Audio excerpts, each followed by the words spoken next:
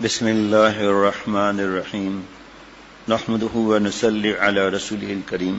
حضرت حکیم الامت مجدد ملت حضرت مولانا شاہ اشرف علی تھانوی صاحب رحمۃ اللہ علیہ نے بدگمانی کے بارے میں جو فرمایا تو 13 صفحات میں سے 4 صفحات بیان ہو چکے ہیں.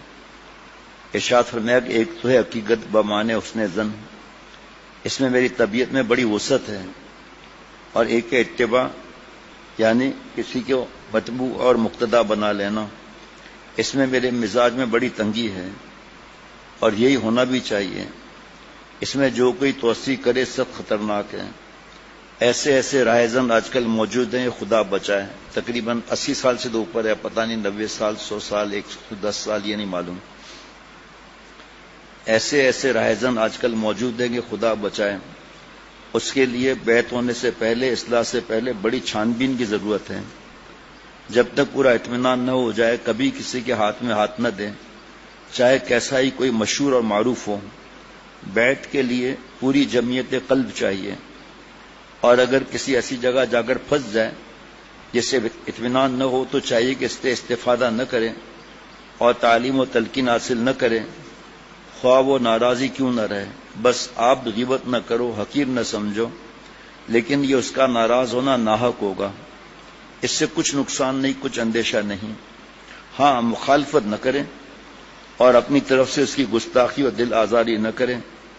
ایسے شخص سے استفادہ کرنا فضول ہوتا ہے، چونکہ استفادے کے لیے شرط ہے اعتماد، اور جس پر اعتماد نہیں اس کی تعلیم دل میں مؤثر کیا ہو سکتی ہے. رات کو عشاء کے بعد تقریباً 3 دن سے حضرت حکیم الامت حضرت تھانوی رحمۃ اللہ علیہ کے ملفوظات احکام قربانی عقل کی نظر میں کل مغرب سے لے کر عشاء تک اللہ تعالیٰ نے اس کو پورا مضمون کرا دیا. اللہ سے دعا بھی ہے جس میں جگہ جگہ یہ حضرت مجدد نے فرمایا کہ اللہ تعالیٰ کے عاشق اور دیوانے حکمت تلاش نہیں کرتے، حکم آ گیا ختم. یہ اس کے لیے ہے جو آج کل یعنی اس زمانے سے جو قربانی کی مخالفت کرتے ہیں، دوسروں کی ذہن سازی کرتے ہیں، دشمن کے ایجنٹ بنتے ہیں. 19 صفحات اللہ تعالیٰ نے بیان کروایا اپنی رحمت سے پرسوں تک، اور آج رات مغرب سے عشاء قربانی کے فضائل میں ایسی مثالیں. پھر وہیں لکھا تھا کہ یہ عاشقوں کے لیے نہیں ہے، یہ ان لوگوں کے لیے کہ کاش ان کے دل میں یہ بات سمجھ میں آ جائے. ایسی مثالیں کہ میں آپ کو بتا نہیں سکتا. اس کو حاصل کرنا چاہیے. جب آپ کا ممبر ہوگا یا چھٹیوں پر جائیں گے آپ تو اس وقت شاید کسی کا بھلا ہو جائے، آپ کا صدقہ جاریہ شروع ہو جائے. اگر کسی کا بھلا نہ بھی ہو تو آپ کا تو بھلا ہے ہی ہے کہ اللہ کی رضا کے لیے تڑپ اور گھٹن رکھتے ہوئے بتانا. جناب، معاملات میں تو سوء ظن چاہیے اور اعتقاد میں حسن ظن. اور معاملات میں سوء ظن سے مراد یہ ہے کہ جس کا تجربہ نہ ہو چکا ہو اس سے لین دین نہ کریں، اس کو حقیر نہ سمجھے، چور نہ سمجھے. روپیہ نہ دے تو اس معنی کے معاملات میں سوء ظن ہے. باقی اعتقاد میں سب سے حسن ظن رکھے، کسی کو برا نہ سمجھے، کسی کے عیب تلاش نہ کرے. مثال ایک ہی فی الحال کافی ہے کہ جب نوٹ دیتے ہوئے گن کر دو کہ شاید کم نہ ہو، دیکھا، اور نوٹ لیتے وقت گن لو، ایسا نہیں زیادہ نہ آ جائے. 1-2 جملے کے اندر دل مست ہو گیا. اور بھی بہت سی مثالیں ہیں. حضرت والا رحمۃ اللہ علیہ فرماتے تھے اصلاح کی دھن لگ جائے اور اپنی ہر سانس پر دھیان لگ جائے. بس ارادہ پکا ہے کہ مجھے آج کے بعد اللہ والا بننا ہے. راستے دیکھو کیسے کھلتے ہیں. ایک بزرگ تھے، وہ بدگمانی پر زیادہ بیان کرتے تھے، اسی لیے مناسبت کا معاملہ ہے. تو ایک دفعہ سمندر کے کنارے جا رہے تھے تو 2-3 مریدوں نے کہا حضرت وہ سامنے دیکھیں بے حیا لڑکی لال کپڑوں میں بیٹھی ہے اور گود میں لونڈا ہے اور چڈی پہنی ہوئی ہے اور شراب کی بوتل بھی رکھی ہوئی ہے، کیا معاملات ہیں؟ آپ فرماتے ہیں بدگمانی نہ کرو، اس میں بدگمانی کی کیا بات ہے؟ ادب سے فرمایا چلو چلتے ہیں. وہاں گئے، قریب پہنچے تو بڑھیا صاحبہ تھی. حضرت نے فرمایا کیا معاملہ ہے سب یہ؟ تو اس نے عرض کیا کہ ہم خانہ بدوش ہیں، میرے بیٹا ہے میرے گود میں، اس کو اتنا زیادہ بخار ہو گیا تھا کہ ہمارے خیال میں 106 بخار ہو گیا، چلتے چلتے گر پڑا، اب چل نہیں سکتا تھا. میرے پاس بھی کپڑے نہیں تھے جسے سطر ڈھانپا جائے، نہ میرے بیٹے کے پاس کپڑے تھے، تو کسی نے یہ جوڑا مجھے دے دیا لال، اور بیٹے کا سطر چھپ ہی نہیں رہا تھا تو ایک چڈی مل گئی، وہ پہن لیا۔ کہ یہ شراب کی بوتل، کا یہ بیٹا پیاس سے تڑپ رہا تھا، سمندر کے بعد پانی کہاں، شراب کی بوتلیں گری ہوئی تھیں، تو میں نے شراب کی بوتل کو پاک کیا اور اس کے بعد پانی بھر کے لائی ہوں۔ اللہ والے نے ایسے دیکھا بدگمانی والوں کی طرف، ایسے اشارہ کیا، تو انہوں نے ایسے اشارہ کیا آج کے بعد ہم کبھی کسی سے بدگمانی نہیں کریں گے۔ حسن ظن میں مزہ ہی مزہ ہے، دل کے اندر کچرا بھی نہیں آتا۔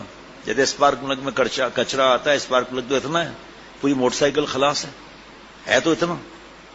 آتا کہ کار کے اندر چلو 4 اسپارک پلگ لگے ہوئے ہیں، کسی میں کتنے ہوں گے مجھے نہیں معلوم، زیادہ تر 4۔ آئل بھر لیا زیادہ انجن میں، آئل چلا گیا اسپارک پلگ میں، گاڑی سٹارٹ کر کے دکھاؤ، نئی گاڑی برانڈ نیو مرسیڈیز، پیٹرول فل، روشنی کیا تو وہاں تک روشنی جا رہی ہے، گاڑی چل نہیں رہی۔ پیارے شیخ نے فرمایا کہ کسی نے کہا لگتا ہے فیوز اس کا اڑ گیا ہے، تو اب نئے سسٹم آیا ہے کہ پلاسٹک کے فیوز ہوتے ہیں گاڑی کے اندر ہی لگے رہتے ہیں، تو اس نے وہ فیوز چیک کیا تو وہ فیوز وہ اڑ چکا تھا، وہ تو جو ایکسٹرا فیوز تھے وہ لے کے لگایا، گاڑی سٹارٹ۔ غور سے سنیے گا، فیوز یقین کریں، آپ کو یقین کیا کریں، آپ کو بھی معلوم ہوگا اتنا فیوز ہوتا ہے، اور 1.5-2 کروڑ کی گاڑی ہل نہیں رہی۔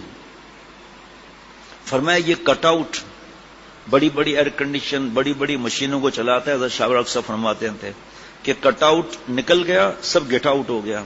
فرمایا شیخ کو حقیر تو نہ سمجھو، لیکن آپ کی مشین بڑی ہے ماشاءاللہ، شیخ کٹ آؤٹ ہے، اس کو لگوا لو اور اس کی ناقدری نہ کرو، اس سے بدگمانی نہ کرو، وہ ہٹ جائے گا، سب گیٹ آؤٹ ہو جائے گا۔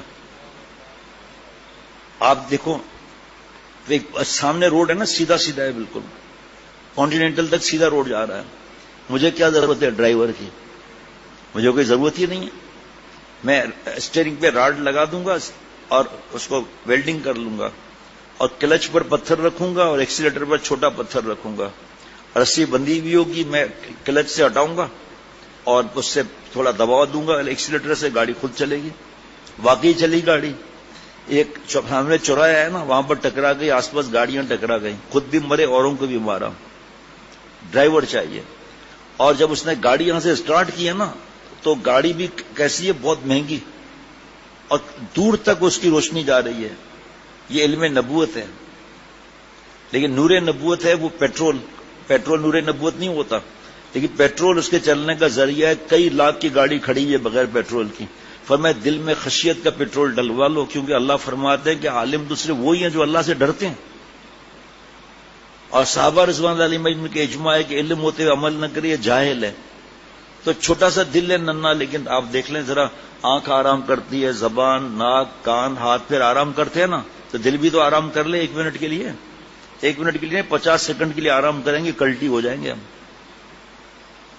دل اتنا منا سا ہے، آرٹریز کتنی ہے اس کے اندر، بنائی کس نے آرٹریز، یہ قبض اور بس کس نے دل کو سکھایا کہ سپلائی کرنا خون کا، اسی دل کے اندر هو الذی انزل السکینۃ فی قلوب المؤمنین، دل اللہ نہیں فرمایا، دل کے اندر، اور مومن کا دل، اور نازل فرمایا، بورنگ نہیں فرمایا، ورنہ تو کافر کٹ کر بورنگ نکال کر جناب سکون چین اطمینان کا لے لیتے ہیں، پھر فات اولڈ پمپ تھوڑی ملتا آپ کو، پھر سکون پمپ ملتا، مسعود عبید سکون پمپ، نثار چین پمپ۔ ہم جاتے ہیں نثار میں، آپ تو حضرت کے وقت سے جاننے والے ہو یار، ابھی کڑکی ہے، فی الحال 500 روپے کا سکون دے دو اور 1000 روپے کا ادھار دے دو، دل کے اندر، کیونکہ دل جو ہے وہ قبض و بست کرتا ہے، خون سپلائی کرتا ہے، جتنے اعضاء ہیں، آنکھ میں نور پہنچاتا ہے، زبان میں بولنے کی طاقت پہنچاتا ہے۔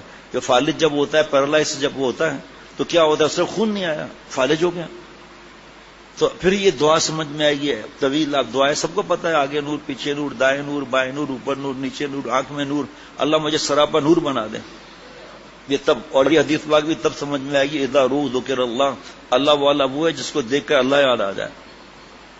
اب دل کے اندر تو بچا کعبہ دل کو سڑی گندگی سے، تیری لیلا تو موتنی ہے پادنی ہے، دل تو سڑی گندگی سے بھرا ہوا ہے، فیس بک یوٹیوب میں لگے ہوئے ہیں، اور رپورٹ میرے پاس موجود ہے، ہمارے ساتھی نے پرنٹ آؤٹ کر کے مجھے دیا، میں نے یار میں اس کو کیا کروں بھائی، کہاں قرآن پاک، کہاں حدیث پاک، کہاں ان کی ریسرچ، 480 ملین 480 ملین یوزر ہیں فیس بک یوٹیوب کے، یعنی ہم مسلمانوں کے ڈالر ہر سیکنڈ پر کتنے جا رہے ہیں ان کے پاس، یہی ڈالر ہم پر برسا رہے ہیں۔ بھائی کتنے گوڈاؤن ہوں گے یہود و نصارہ کے پاس، ایک ایک مشین کھربوں روپے کی ہے، کھربوں ڈالر کی ہے اسلحہ بنانے کی۔ اب گوڈاؤن تو سب فل ہو گئے، اب مشینیں تو بیکار ہو جائیں گی، تو اب برساؤ۔ یہ قربانی عقل کی نظر میں لکھا ہے یہ کہ یہ جو ہم پر رحم کھاتے ہیں جانوروں پر، انسانوں پر رحم نہیں کھاتے، تب انسانیت کہاں جاتی ہے؟ بڑا غم ہے ان کو جانوروں پر، سارا سال کھاتے کیوں ہے پھر یہ گوشت اور مرغی اور یہ بریانی وغیرہ کیوں کھاتے ہو سارا سال؟ گھاس پتے کھاؤ، گھاس پتے بھی تو اللہ کے ہیں، پھر پتھر کھاؤ وہ بھی تو اللہ کے بنے ہوئے ہیں۔ اکڑ ہے اور کچھ نہیں ہے فرمایا۔ تو بھائی تو مسلمان ہو جا تجھے سمجھ میں آ جائے گا۔ جب اس حد تک بات پہنچ جائے 1.5 مہینے میں طلاق ہو، اس بات پہ خلا ہو کہ مجھے شوہر نہیں چاہیے موبائل چاہیے، 1.5 مہینہ شادی کو، 1.5 مہینہ، ہمارے یہاں کی بات بتا رہا ہوں ای میل کی، اس سے پہلے 3 مہینے کا معاملہ تھا، آج بھاگ گئی، نہ خلا نہ طلاق، موبائل کی وجہ سے بھاگ گئی، 3 مہینے کی شادی ہوئی اور نوجوان ہے، ارے بیٹا ہماری لاج رکھ لے، ہماری عزت رکھ لے، دیکھو 5 سال سے منگنی ہوئی ہے، ہم ماں باپ کی خوشی کی خاطر شادی کر لیں، اچھا ٹھیک ہے کر لیتے ہیں۔ پتہ نہیں کتنی بددعائیں لیتے ہیں۔ شادی کی رات بیگم صاحبہ سے کہا کہ مجھ سے کوئی توقع مت رکھنا، ماں باپ کی وجہ سے شادی کی ہے، محبت اور اس کے ساتھ وقت گزارنا وہ اس کا حصہ ہے، آپ کا نہیں ہے۔ پہلے وقت میں کیا تھا، کئی خاندان کے بارے میں مفتی نعیم صاحب سے 3-4 بار پوچھا تو انہوں نے کہا کہ بھائی اس وقت حالات بہت برے ہو گئے، منگنی کچھ نہیں ہے، منگنی تو ایک وعدہ ہے، چلو وعدہ کر لیا خلاص، ادھر نکاح ادھر رخصتی، دل بدلتے پتہ ہی نہیں چلتا، ان کے 4 سال منگنی کے ہو گئے پتہ ہی نہیں چلتا۔ ابھی گود کی بچی ہے منگنی ہو گئی جناب ابھی سے ہی، اب اس کو بھیج دیا کالج یونیورسٹیوں میں، وہاں یہ ایسی بے حیائی اور یعنی فحاشی، کہاں اس کو نیک اور گاؤں والی بچی پسند آئے گی؟ اب تو گاؤں کے حالات سب کو پتا ہے کیسے ہو گئے، وجہ ہم لوگ ہیں۔